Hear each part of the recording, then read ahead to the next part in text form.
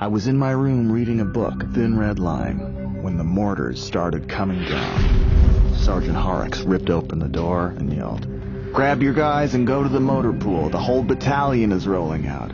Holy, the whole battalion. This must be big. One by one, the strikers were rolling out of the motor pool, ready to hunt down whoever was with us.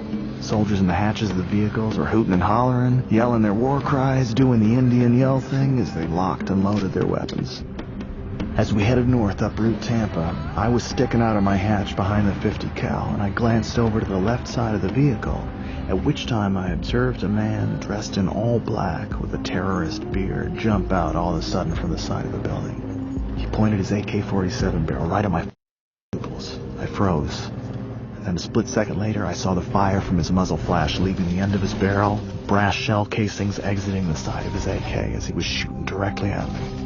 I heard and felt the bullets whiz literally inches from my head, hitting all around my hatch and making a ping, ping, ping sound. All of a sudden, all hell came down around us. All these guys wearing all black, a couple dozen on each side of the street, on rooftops, alleys, edge of buildings, out of windows, everywhere, started unloading on us. AK fire and multiple RPGs were flying at us from every single direction. IEDs were being ignited on both sides of the street.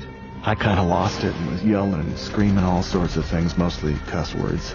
I fired and fired and fired and fired and fired at everything. I saw a crowd of people suspiciously peeking around a corner at us. I pointed this out to Sergeant Horner.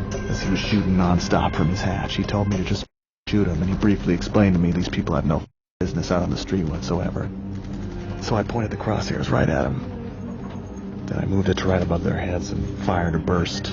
Just got them to disperse in a hurry. I could tell that they were just spectators.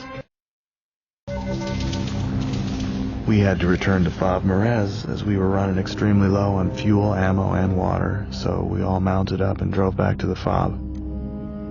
I was smoking like a chimney. My nerves were completely shot. I was emotionally drained, and I noticed that my hands were still kind of shaking. The stars were now out over Mosul, and I decided to go sit by myself and stare at them for a while. I was thinking how I was lucky to be alive.